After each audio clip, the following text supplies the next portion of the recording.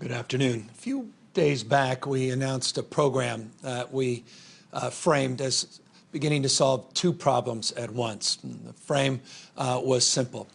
We have so many restaurants throughout the state of California struggling, those that are just doing takeout, struggling to keep those doors open, others struggling to keep tabs on their employees that are now on unemployment, others that haven't even imagined the prospect of being able to even open modestly for takeout.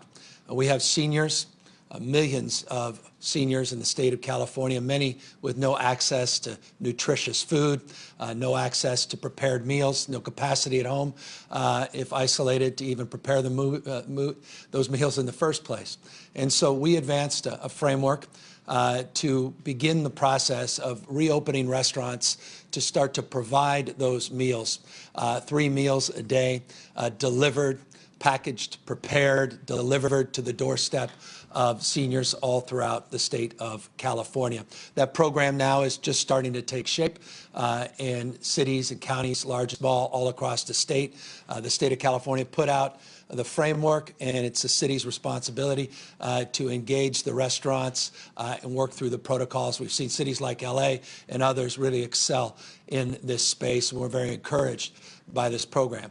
In that same spirit, in that same framework of collaboration and partnership, to date we're announcing a strategy to do the same around food, but now focusing on farms to families, focusing on the issues that obviously are front and center all across the nation, and that's issues of food banks and how we could do more to help support our farmers, help support farm workers, and also help support food banks here in the state of California. This new initiative that we're launching today is a partnership between the federal government, the state of California, and philanthropy. It's a strategy that's rather simple. Currently, our farmers, our ranchers, are experiencing about a 50% reduction in demand, which is a jaw-dropping reduction in demand. They have excess produce, they have excess commodities that they simply, in many respects, as perishable items, some of them, they cannot distribute. We have food banks that have, on the average, seen a 73% spike in demand. Here we are, breadbasket, the world, California, and we want to address that mismatch. We want to address the supply and the demand. And so that's the announcement today, to work with the ranchers, to work with the farmers, to connect them to the food banks, and do so in a way that jumpstarts our capacity to deliver nutritious food, high quality, locally produced produce, poultry and dairy and the like to those most in need in the state of California. The partnership currently has about 128 farmers and ranchers providing food to 41 food banks being distributed in 58 counties. The goal of this announcement is to provide 21 million pounds of fresh food and fresh produce on a monthly basis, 20 to 21 million pounds of fresh produce and other commodities to our food banks. We've raised some $3.6 million to jumpstart this program. We want to extend this program through the end of the year. And we're blessed to have philanthropy, including Kat Taylor, who's been passionate in this space. She is committed to raising some $15 million. She initiated a contribution to that end to help get this partnership in place and help us launch it. But it is that partnership between our federal government, between state agencies, between philanthropy, and then our farmers and our farm workers that will pick and pack and distribute this fresh produce and these other commodities to our food banks. We are very excited and enlivened by this program, and I want to thank, and I'll introduce her in a moment, our Secretary of Agriculture, Karen Ross, who's helped spearhead this effort and advanced this cause and brought some of the biggest brands in the agricultural community to the forefront, from Foster Farms to California Rice Association, the National Dairy Association, and bringing Grimway and others, Sunkist and the citrus side, Pacific producers, a partnership out here on the Pacific coast, even doing fruit bowls and the like. Again, all of this in the spirit of collaboration to provide these new food packs to families in need. I can assure you, you look back on the last recession, you would not have seen these food packs with so many nutritious items, perishable items, and other items that were locally produced and immediately distributed. So we're very excited about this. It's the spirit that finds the best of California, and a spirit that certainly, I hope, will enliven people all across the state of California. I want to just mention those that are on the front lines in terms of our food banks and the incredible pressure they're facing. I stated a few weeks back that we contributed, because of the support of the legislature, the Assembly, and the Senate, Democrats and Republicans, supporting our food banks. We were able to distribute $20 million of an emergency grant to our food banks to enhance and advance our efforts in terms of providing these food boxes to families in need. We also announced that the National Guard, the first mission the National Guard advanced during this pandemic, was a humanitarian mission to support our food banks. We also worked in collaborative spirit with partners like AmeriCorps that have done an amazing job, Team Rubicon that's done the same, Cal Volunteers, all in an effort to subsidize not only the increase in demand, but the decrease in volunteers at our food banks when this pandemic took shape.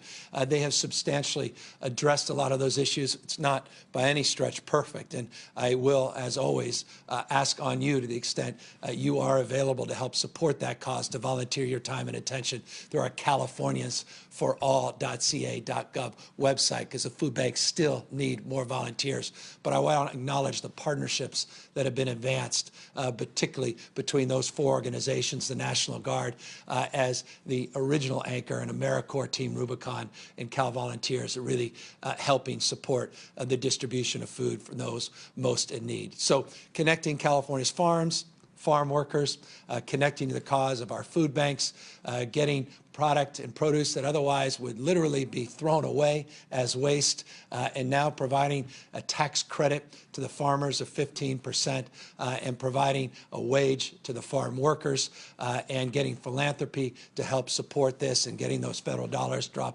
drawn down that otherwise would not be drawn down, is the spirit of the announcement today. But there are two other components that I want to share as well. We got two waivers from the federal government. One waiver is rather significant. The CalFresh program, our SNAP, our food stamp program, CalFresh program can now today provide access to commodities online. So if you have a CalFresh debit card, you can now go online and utilize CalFresh at scale. We start with just two partners for the moment, and that's Amazon and Walmart. And so that's just for the moment, Amazon, Walmart, but now you can shop online with CalFresh. We want to expand those partnerships beyond Walmart and Amazon. I'll announce that when those partnerships are available, but currently we are affording this, because of that waiver, to everybody in the state of California. And I say everybody, it's about 2.2 million households, a little over 4 million people that now can avail themselves to access that opportunity online today as well. The second waiver that I wanted to mention, the third announcement of the day, is also a rather significant one. Because of the work of Speaker Nancy Pelosi and others, we were successful in being the beneficiary and the recipient of a pandemic EBT program.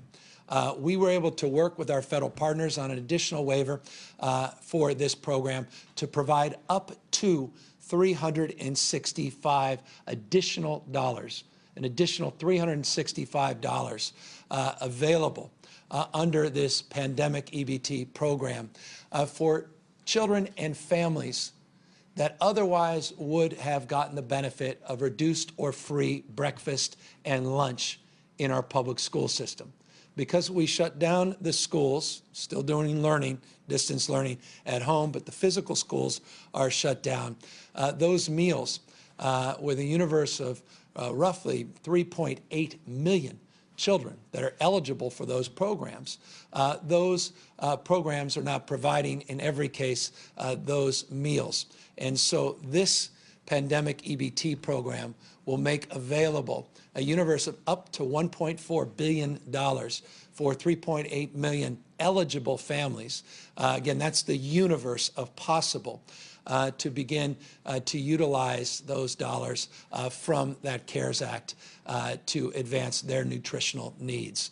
So we think that's a significant thing. I couldn't be more pleased and proud of the work that Kim Johnson's done at the Department of Social Services to help organize and set up that program. The framework for that eligibility is about a 64-day period from March to middle of June.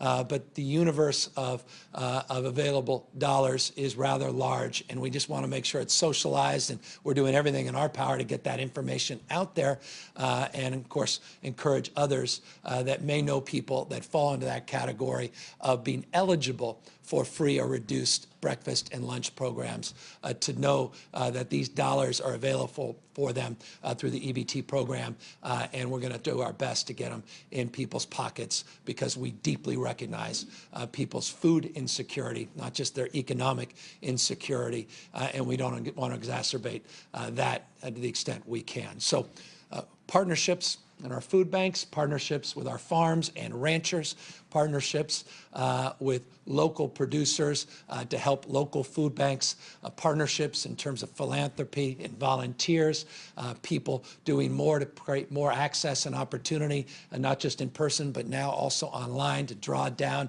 eligible dollars, federal dollars in the CalFresh program, and now this broader waiver for our kids in public schools. And so I'm very proud and very pleased to be able to make these announcements today. It's the spirit of our times, the spirit of California.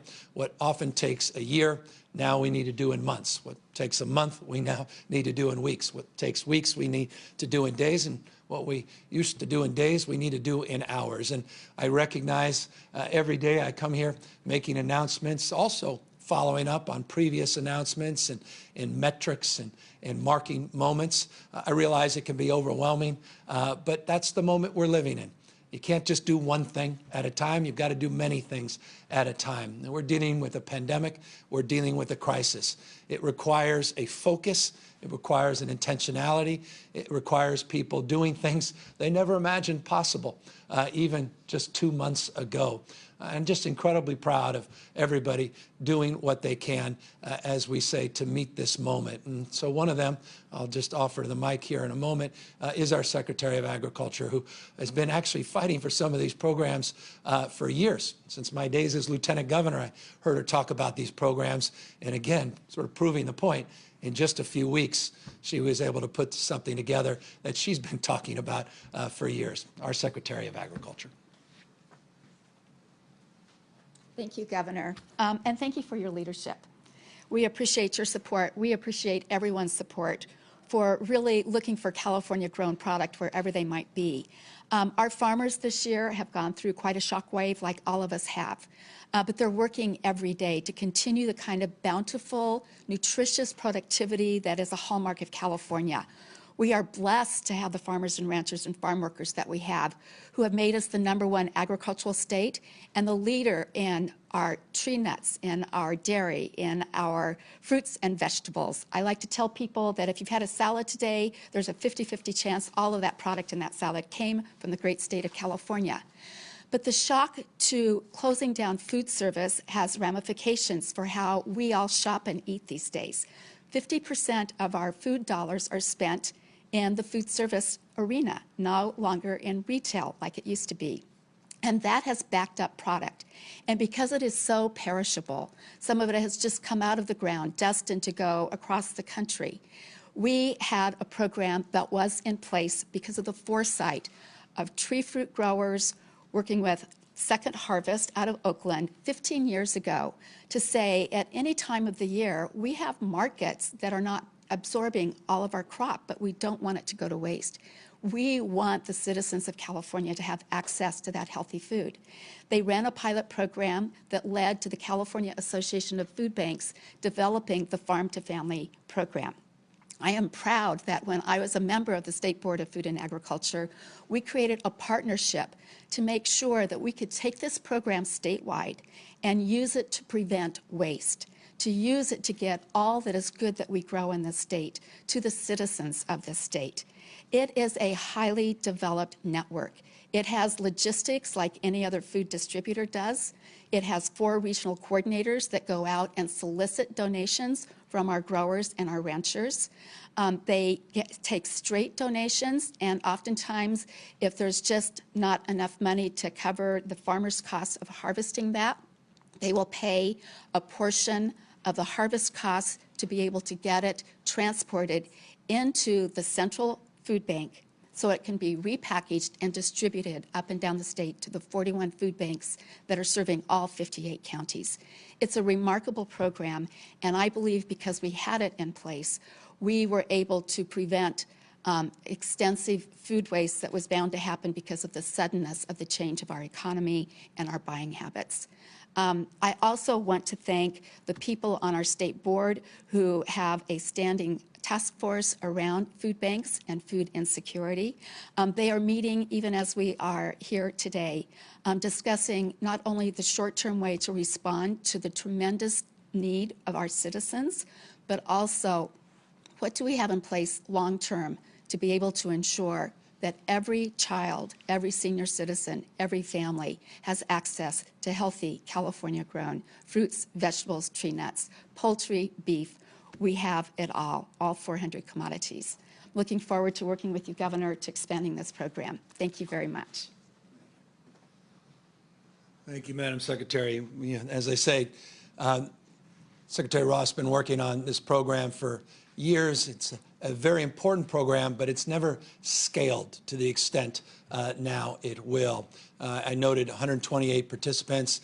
She has already identified over 200 additional farmers and ranchers that now want to participate in this program.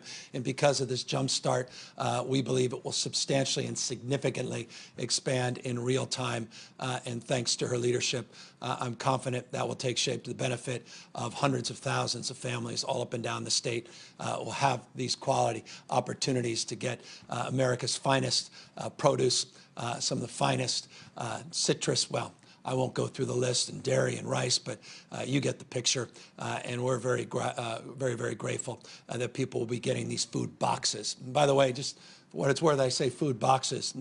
We're literally organizing these in boxes.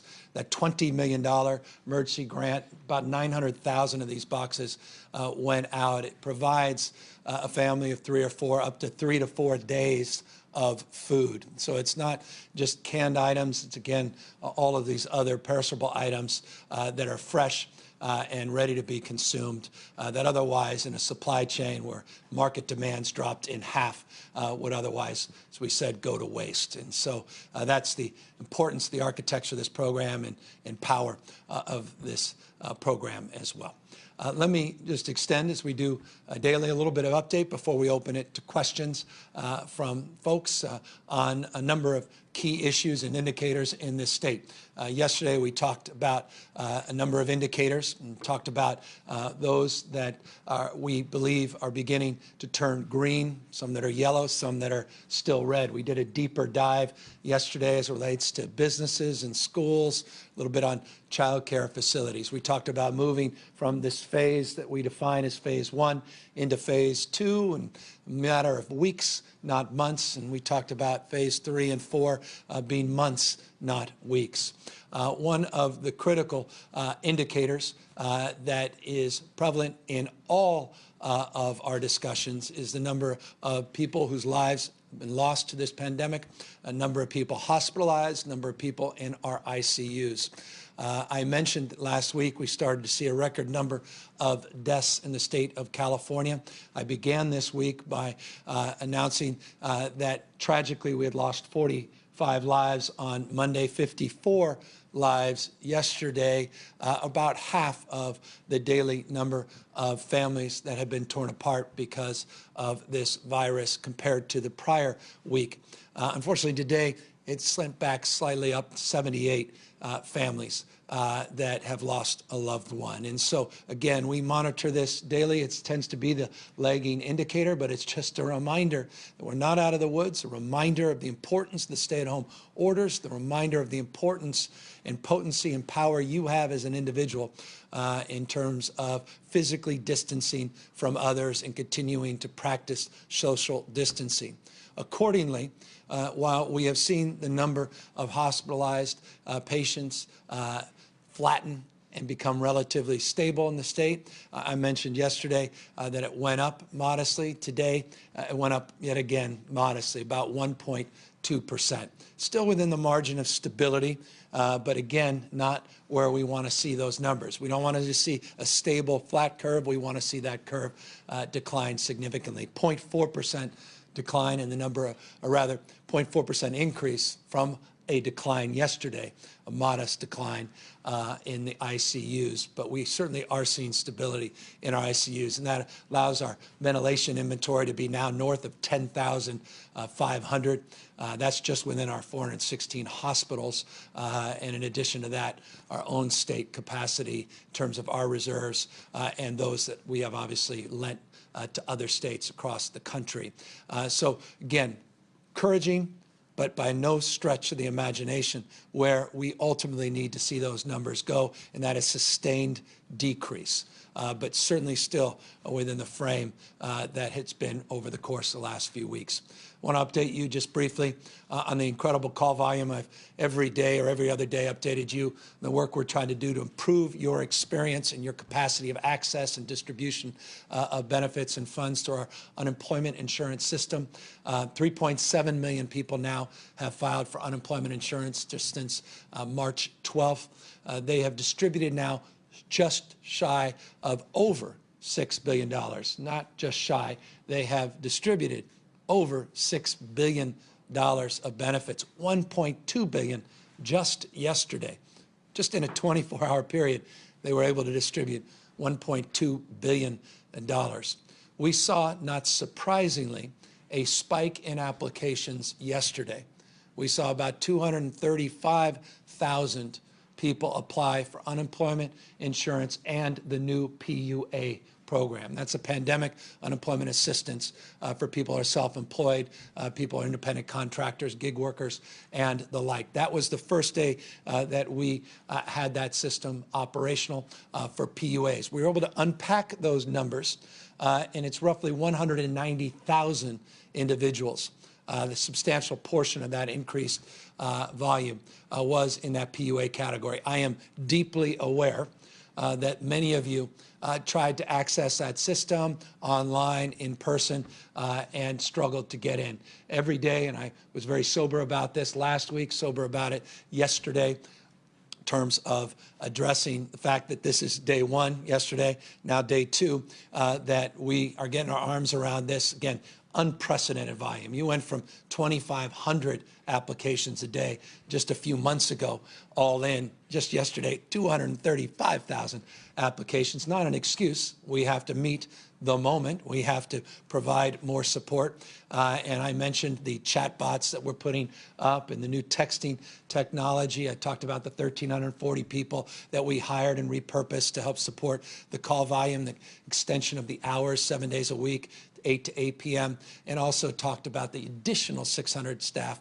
that we're putting on this and the new business strategies in terms of how we conduct ourselves and how we are able to answer questions much more aggressively and forthrightly, including some of the eligibility changes that are all part of loosening the capacity and our ability to deliver on your expectations and what you deserve as people that are fearful about their economics and fearful about their ability to just buy food, pay for rent, support their children, support their families. So we are making progress, and those numbers are bearing fruit. Over $6 billion, $1.2 billion just yesterday, averaging a little over $1 billion in last number of days each day, 1.2 again just yesterday. PUAs now finally coming online, and the turnaround on those is well within not the 21 days for unemployment insurance, but within a 7-day period, 24 to 48 hours for those overwhelming majority of people that have debit cards. Those that without one will probably be a 7-day period, but well within, we believe, our capacity to deliver, though I'll be honest and forthright in terms of updating you daily on those numbers as well. One other number of importance, and that is the continuing progress that will be made in our efforts to provide homes for the homeless that are in congregate facilities that are otherwise vulnerable to exposure of COVID-19 or have tested positive or have compromised immune systems. We have now well in excess of 12,500. In fact, it's 12,603 hotel rooms have been acquired now in the state. Over 1,200 of those trailers, in addition to those rooms, have been distributed all across the state. And we have thousands and thousands of individuals that now have the dignity of a key lock and a door and a place, at least for the moment, to call home because of Project Room Key. And I just want to thank everybody for putting together a program in just a few weeks and getting this program up and running, including the people that make it work. And those are the 3 meals a day that are also delivered to the doors of people that are participants in Project Room Key through Chef Jose Andres and World Central Kitchen and the incredible work they've done to partner with us and provide 3 meals a day for those vulnerable Californians as well. So trying to do many things at once, trying to do all of it in a condensed period of time. All of these things require partnership. All of these things require collaboration, capacity. And again, I just want to express deep gratitude for all of our local elected officials, our state and federal officials that have helped all of us meet the guidelines and begin to process many of these programs concurrently as we work our way through this pandemic. And so that's broad strokes. The updates on the numbers, I'll just mention one final one before I open up to questions, and that's testing.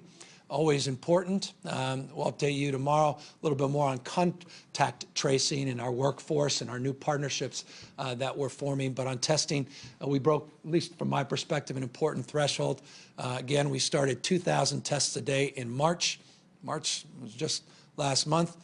April, we said by the end of April, we'll go from 2,000 to 25,000 every day. We are almost there. We've been averaging a little over 20,000 a day, 25,000 plus yesterday, over now 600,000, 603,000 plus tests so far in the state of California. And I mentioned yesterday the new partnerships with these end-to-end tests that will focus disproportionately on rural California and underserved parts of our state, particularly in Black and brown communities in this state. I mentioned that OptumServe, 80 sites, all of them will be operational by Monday. They assure me of that. We'll test that over the weekend, but they're getting sites up in Shasta and Sutter, other sites, Humboldt, that we announced a few days ago. And then we're seeing Verily, a separate contract, do the same in some of our inner cities as well. So it's not, again, the test numbers. It's who we're testing and how we're addressing socioeconomics, justice issues, and doing more to make sure that we are, that we have the right information as it relates to the impact on this virus on all of our diverse communities up and down the state of California. With that, I'm happy to answer questions. Haley Winslow, Good Day LA.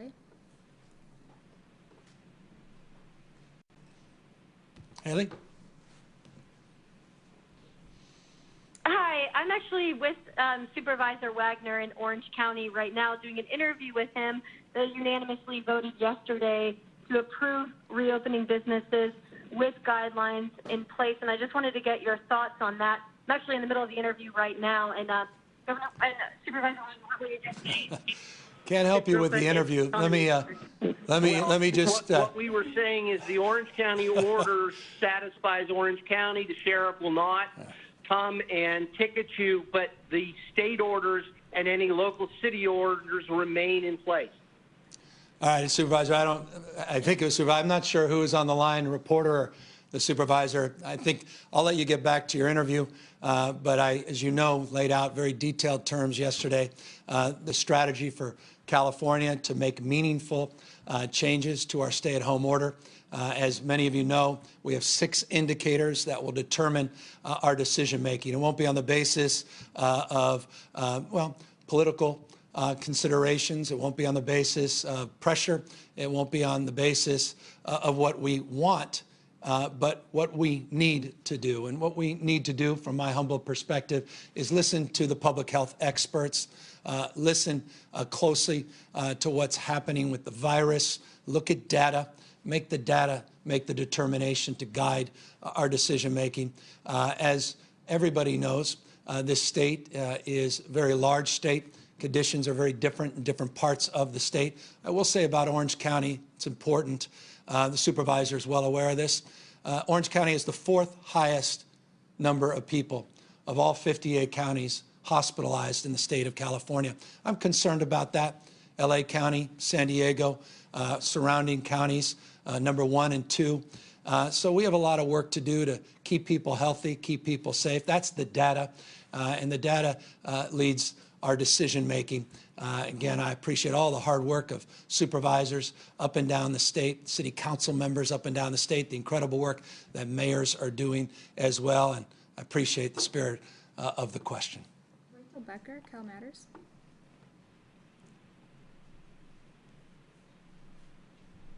Rachel Becker. Hi, sorry, I was muted. Governor, I have a question for you about the 3 meals a day program. So while you've promised that localities administering the senior program will be reimbursed for 94% of the costs, you haven't set a timeline for how quickly they'll be reimbursed, and that's a top concern for cities and counties which are looking at serious budget duress, including furloughing employees. So could you please provide more clarity about that? Also, the AP reported today that your 3 meals a day program has less than 2 weeks to launch before federal funding runs out. So what's going on with that? What's the delay? And then regarding your announcement today, how will the state ensure that farm workers are protected from the novel coronavirus as they continue to work to make this new program work? How will you make sure they have adequate PPE and masks? Okay, 3 questions. Let me try to take the last, and we'll go backwards. As it relates to farm workers, this program, it doesn't in any particular sense increase the concerns as it relates to their needs to have appropriate personal protective equipment. They deserve that. And as you know, we advanced a paid sick leave policy for our food workers and for folks up and down that food chain a few weeks ago as an acknowledgement of the importance of people throughout that food chain, but particularly those that are picking our food and the vulnerabilities, the unique vulnerabilities they have as it relates to their own personal health. But we also have made it clear. Yesterday, I announced the 2.87 million surgical masks, procedure masks that we're able to distribute throughout the state of California. The first delivery, and these larger deliveries of masks that we will be receiving over the course of days and weeks and months to provide even more additional personal protective gear for our farm workers, for our grocery workers, for our logistics and manufacturing, our meat, food processing workers as well. We recognize the totality of the need is in the tens of millions, and that's why we went forward with a rather substantial procurement of quite literally hundreds of millions of masks. First, again, arrived on Saturday night. got into the state warehouse on Sunday, started getting distributed to 18 specific sites yesterday, 2.87 million of those 3.1 million masks. Our skilled nursing facilities as a priority always for our healthcare workers, and yes, for our farm workers as well. So that's a top priority, and as more protective gear comes in, more quickly we'll get it out, and that again includes our food workers. And number two, as it relates to the broader issue of these programs and extensions and dates, this program was just announced. We announced it as a local program, not as a state program, but as a local program. We put out the parameters that, yes, and I appreciate you referencing this, for local government. I was a former mayor. It would have been music to my ears to hear a program costing about 6 cents for every dollar spent, particularly as a local official that would get 100% benefit of the sale in terms of sales tax. They don't get all the sales tax as cities, but roughly half of the sales tax. If those cities move to get these programs up and operational at scale, I believe those cities would more than cover the cost of that 6%. But you're right, from a cash flow perspective, that is anxiety-inducing, and I wish I could pick up 100 cents of every dollar for everybody's need. But this is an unprecedented opportunity. There's no other state in the country doing this program, and the fact that we were able to do a partnership with FEMA to provide 75% reimbursement, and the fact that the state of California will pick up 75% of the local 25%, and that's the number you reference, I think makes this a very exciting opportunity for cities. Look, we have major budget concerns that are very significant in this state. We'll be working with cities and counties, and as it relates to the first part of your question in terms of the second part, the relationship on reimbursements flows first from the federal government to the state, down to the cities. And so as soon as we get clarity on those dollars, we are fronting most of these dollars as a state, but as those reimbursements come into place, we're able to get those dollars down to the local level as quickly as possible. Liz Kreutz, KGO. Hi, Governor. Thank you. Two-part question here. First, we just learned about some changes coming to the Bay Area's shelter-in-place order, including kids of 12 or fewer being able to do recreational activities together, golf courses that can open, things that are not allowed under the state order. Are you thinking of easing the state's order at all to allow for some of those things that clearly Bay Area officials seem to believe are safe? And secondly, can you just talk more about phase two that you talked about yesterday? What retail businesses are you referring to? Is this malls, large clothing stores, bookstores?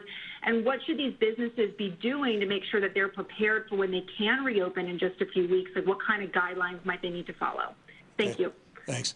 Trying to multiple questions, do my best to unpack them. The answer is yes to the second part of your question, all of those categories of retail.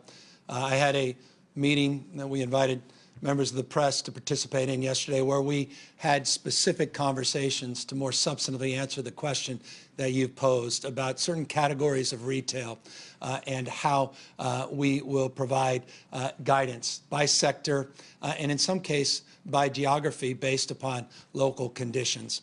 I had a Zoom call with the head of the Gap, one of the largest retailers in the world, about 130,000 employees operating in China, currently reopened and operating, of course, around the world and substantially so in the state of California. And then we had a young man, remarkable business leader with 5 employees in the Central Valley, talking about his unique concerns and considerations. We had a store manager from Patagonia that can't wait to reopen his business, and we had someone who was laid off from Santana Row retailer, and she's on unemployment, wondering if she'll even come back to that small retailer because of the size constraints within that business, and wondering if even customers will walk back in that business. And then a young man by the name of Jim, who's got 80 employees, Ukiah and elsewhere, and he was making a point, 5 different locations. There's 5 different challenges, again, based on local conditions and local directives. That goes to the first part of your question. We're meeting in those subsets. We're getting their feedback. I'm doing those calls consistently. We're trying to bring you into those conversations to be as transparent as possible. We'll put out guidelines over the next few weeks in all those categories and more, not just retail, manufacturing, logistics, some in the hospitality sector, and certainly working with our partners. SPI is talking to Tony Thurman, the Superintendent of Public Education, an hour or so ago about next steps in terms of our schools and beginning to look beyond just the summer months, which is more of an immediate question, but looking at the fall calendar as well. All of that is constant, never-ending iteration, engagement, and local considerations. And so that's the framework to how we look at some of these things and the framework to which we are guided. Accordingly, I will say we are well in tune and in touch with the Bay Area counties. As a former San Francisco mayor, some of these same folks I had the privilege of working with when I was in that capacity as a county supervisor and mayor, and have had a very close engagement as it relates to our order compared to their orders, et cetera. We look at low risk as a framework for reopening in many of these instances. Just yesterday, I hope you'll take a look. We updated, we've done this fairly consistently, our statewide guidelines for more clarification, looking at more regional alignment and the rest. And we'll be looking at some of the specifics that came out as it relates to their guidelines. On golf, there are a number of other parts of the state that do provide for low risk golfing already, so that's not completely inconsistent, but you're correct. It was interesting. We had specifically the conversation that you brought up about the 12 young folks, and so that is a point of clarification that we will be advancing, working with Dr. Angel. She brought that up this morning in anticipation of the announcement and anticipation of your question. And so those will be kind of the conversations we'll have back and forth, but broadly, what they put out today was very consistent with the state guidelines, and they've been incredible partners. Jonathan Iastas, KCRA. Hello, Governor. I wanted to ask about your response to some of these counties up here in Northern California that are wishing to reopen early. Some of them would say that the statewide stay-at-home approach is too much of a one-size-fits-all approach. Do you agree with that, or do you feel like you could have done anything differently for some of the more rural communities? Well, some of the rural communities have high rates of prevalence. Headlines in Tulare, just as an example, skilled nursing facilities, number of deaths reported just in the last few days. Should note San Bernardino, even Riverside, less rural than perhaps other parts of the state, but Fresno, certainly in that category, have had some higher prevalence of spread and challenges, particularly concentrated around skilled nursing facilities. It's a way of just expressing this, that it's correct. The state is not one size, but nor is rural versus urban one size as well. So you got to unpack all of these things in more nuance and more detail. And you start moving to North Coast and central parts of Northern California. Conditions, of course, are different even still. As you know, yesterday, and if you didn't have an opportunity to take a look at the presentation Dr. Angel put out in detail. It talked about regional variation. We've talked about regional variation for now many months pretty consistently. So the answer to your question is no, I've long recognized, and I've said this on ad nauseum occasions, forgive me for saying it again, but we're many parts but one body. And so when we go together, we went into this together, conditions and variants begin to take shape. We'll come out. I want to come out together with some certain baseline of expectation. That's what we announced yesterday, phase 1 into phase 2, and then make accommodations for variants along those lines. And we announced what we were looking for in that respect. But there's a fundamental predicate that we're looking for beyond just testing capacity, tracing capacity, and beyond just the capacity to maintain the availability of beds for potential hospitalization surge if we start to see a significant increase in the transmittability of the disease. But we also need community surveillance, and we made that clear yesterday. And so one of the things I just want to remind all our regional partners that look to move sooner to pull out of this is that they need to have a surveillance program in place, and we need to partner with you. We have 7 county surveillance programs. We currently are partnering with 5 additional ones we'll be advancing very, very soon. So we're helping support those efforts. We're not expecting everyone to do this themselves, but that is a foundation and a predicate for being able to move a little bit more aggressively than the rest of the state. Dave Lopez, KCBS. Yes, good afternoon, Governor. You appeared on a morning program today where you expressed a concern for a surge if we relax the rules that we now have. And you also mentioned Newport Beach and the beach scene that you saw. In light of that, can you go a little more about your concern? And do you have the executive power, if you're that concerned about the beaches, to simply say beaches are closed? Yeah, so on Thursday, I expressed specific concerns around what we anticipated would occur on the coast of California. About 100 beaches, sort of easily defined 100 beaches. And there were 5 where we had some particular challenge. Overwhelming majority, there were no major issues, quite frankly, no issues of note, particularly LA, San Diego, parts of the Bay Area. There are always a few exceptions here and there. Local officials being extraordinary partners in those parts of the state and working with Park Patrol, CHP, working with local law enforcement, and just through social persuasion, neighbor to neighbor, understanding that this pandemic, as I said this morning and other times, doesn't take weekends off, that the virulence is still as acute as it's been, that we have to be cautious. Obviously, those concerns were highlighted on Saturday in particular, a little less so on Sunday. I started Monday, the press conference, talking about those concerns and talked a little bit more about it yesterday.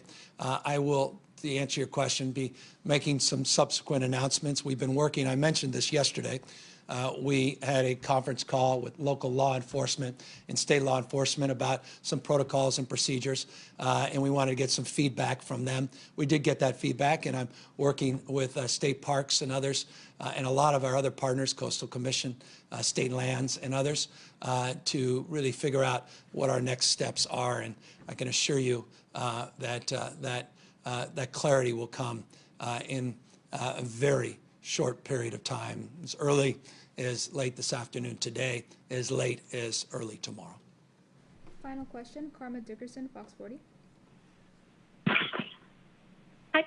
With respect to testing, the CDC's released some additional criteria for symptoms of COVID-19.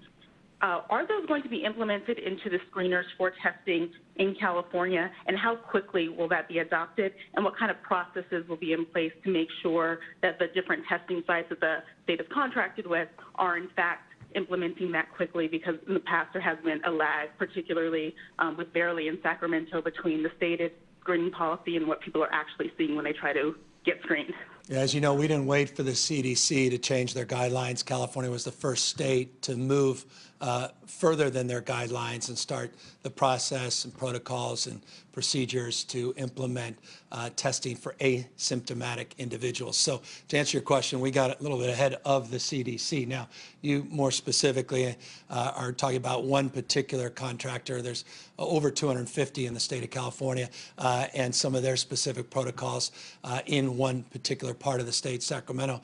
And the good news is I have our director Health and Human Services here that's leading our testing task force, and he'll be able to speak specifically perhaps to that, and then a little bit more broadly about the updated CDC guidelines that came after our efforts to lift those guidelines even before their announcement.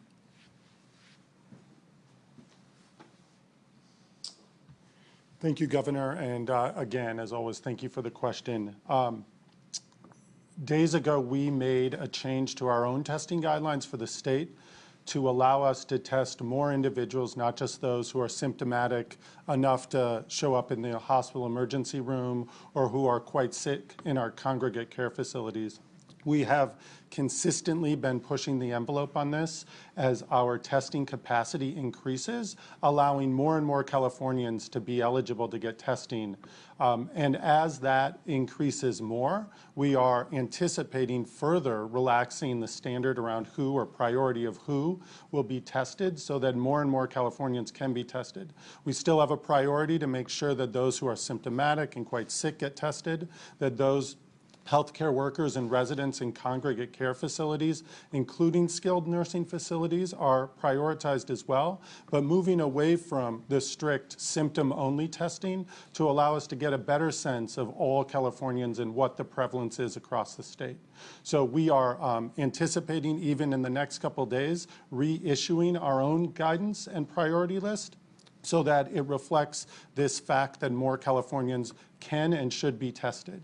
And as we increase those supplies more and more each week, we will begin to relax those, update those on our CDPH website so that all testing sites, all individuals curious if they should be tested, can get guidance there. We are proud to lead in this area. We know that this is something that all Californians need, that we need to be able to be clear with our county partners that testing is an important part to relaxing and modifying the stay-at-home order.